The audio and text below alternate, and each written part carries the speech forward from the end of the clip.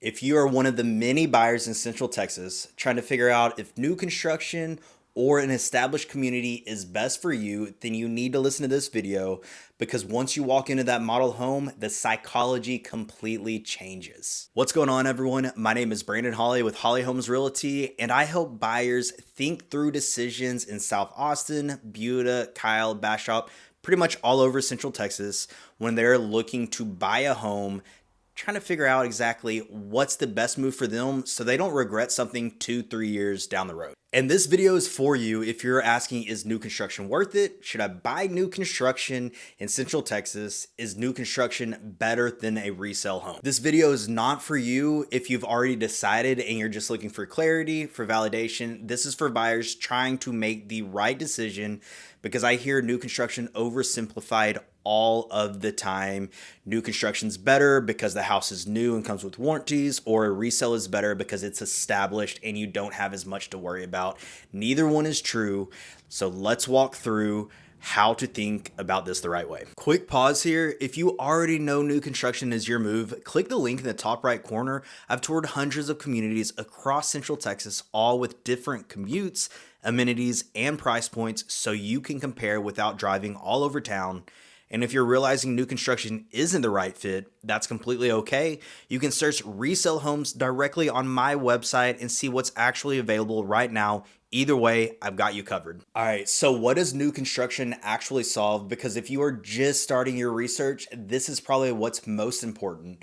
New construction solves three things very well, and that's predictability, energy efficiency, and lower upfront maintenance. In areas like Kyle and Buda especially, you're getting newer infrastructure, planned amenities, and builder warranties. But here's the trade-off. You're usually paying a premium for that predictability. And in many master plan communities, you're buying into something that isn't fully built out yet, which means things can change with construction, with things going on around you. If you're someone who values modern design, clean layouts, and not having to replace a roof or systems anytime soon, this might be right for you. However, if you're someone that wants character, established communities, and no construction around you, you might want to rethink this, because clarity is going to be key to ensure you don't have any of those regrets. And what people are often missing whenever it comes to Central Texas new construction is kind of the dynamics of what's going on. In South Austin, you have a lot of infill, which is more boutique communities, townhomes going in, something a little bit smaller of a footprint, 60 to 80 homes.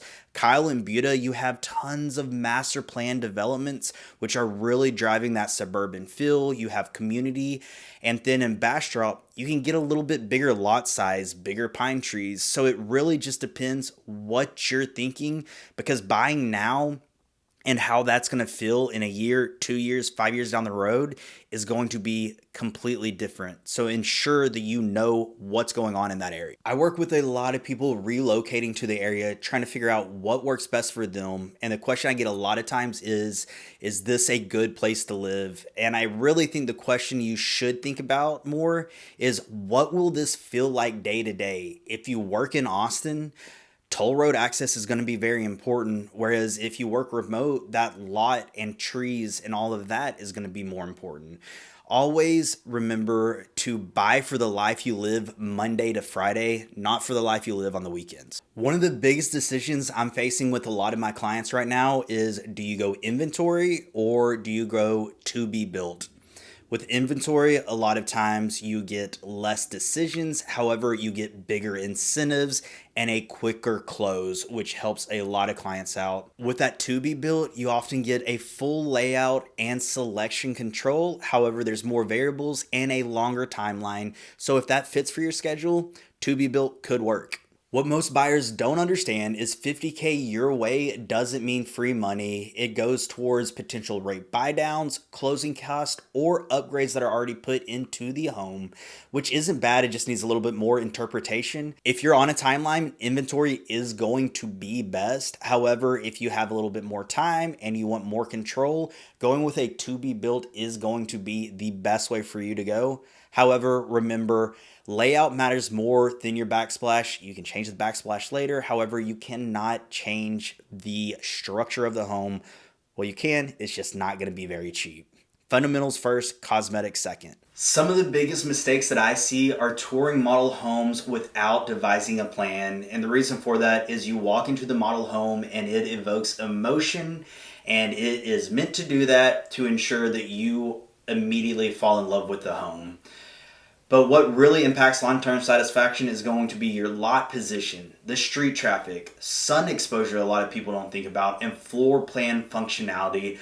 Location and layout are expensive or impossible to change. Again, always remember location or layout are expensive or impossible to change. However, fixtures and paint are not near as expensive, and you can do that. So make sure you love the home that you're living in, because that's what's most important. And if you're asking if new construction is worth it, part of that question is, will it hold value? And from what we've seen with many of these communities is that by about the end of phase one, phase two, depending on the size of the community, is when you're going to see the baseline of the pricing done. And then from there, you're going to have the amenities and commercial developments in the future, like we've seen near Easton Park and places like Sunfield and Buda. And as those mature, that's really where that price value falls. But remember, if you buy early in there, you also have to deal with all of that construction. So it's a give and take there. Existing homes often are in stabilized neighborhood, which gives you that clear pricing picture. That doesn't mean new construction is better than existing homes or the other way around. What it really means is, how long do you plan on staying in that home? With new construction, if you only plan on being there for a few years, that might not be best. However, if you plan on being there for 5, 6+ years, you have that ability to kind of see the value in your home rise. When everything looks good on paper, this is where I slow things down for you. Let's talk about how this actually fits your lifestyle. Things like your daily commute and traffic patterns, because even though it only took 10 minutes to get here now, Monday morning, that could be a 45-minute drive, and it's something that you definitely need to think about. Also, the infrastructure that's coming in, will it make for an easier drive down the road? How you spend your time at home. Are the amenities important to you? If that HOA is $100 a month and you're not going to use it, that's an expense that isn't benefiting you. Let's talk about the flexibility in your timeline, because the home right here might look good, but another home that's coming available in 2 to 3 months might fit you better. Let's also, talk about the long-term placement and the long-term resale factors, because if a Costco is being built down the street, that might add value to your home for the long run. We're not just asking, is this exciting right now? We're asking, will this make sense in the future? Sometimes that leads to new construction, sometimes that leads to new construction but a different builder in the same community, or potentially a different community down the road. And sometimes resale ends up being the better option. The goal isn't to push you one way or another, it's to help you feel clear and confident about the decisions you're making. So is new construction worth it? And the answer is sometimes yes, sometimes no. And I know that is not the answer that you want, but I can guarantee if you have questions about new construction versus existing established homes, please reach out to me. I'm happy to share some of the information that I have, because there is a lot going on in real estate out there in Central Texas, from new huge developments going on, multi-use, an HEB on every single corner, bringing food security to everyone. So please reach out. I'd love to share my insights with you. If you have any questions at all, I am here to answer them. And again, thank you so much for watching. My name is Brandon Hawley with Hawley Homes Realty. I am here to help you. And if you do have questions about new construction, check out some of these videos right now.